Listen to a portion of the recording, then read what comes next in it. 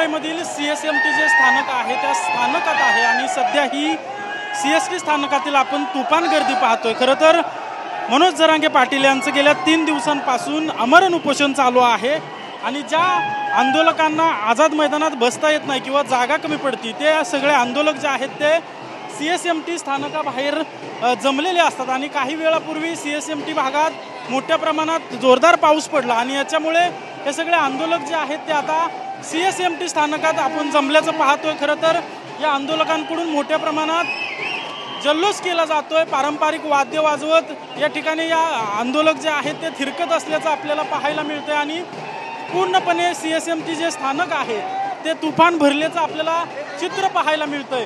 खरं तर पोलिसांकडून देखील या ठिकाणी तगडा बंदोबस्त लावण्यात आलेला आहे, मात्र आंदोलकांची संख्या खूप मोठ्या प्रमाणात आहे आणि पाऊस देखील मोठ्या प्रमाणात पडल्यामुळे हे सगळे जे आंदोलक आहेत ते आता CSMT स्थानकात जमल्याचं चित्र आपल्याला पाहायला मिळतंय।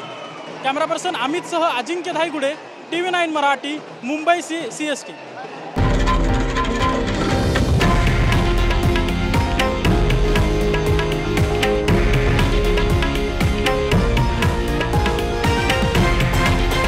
हे आहे देशातील नंबर 1 न्यूज नेटवर्क आणि आपण पाहत आहात TV9 मराठी, एकमेव।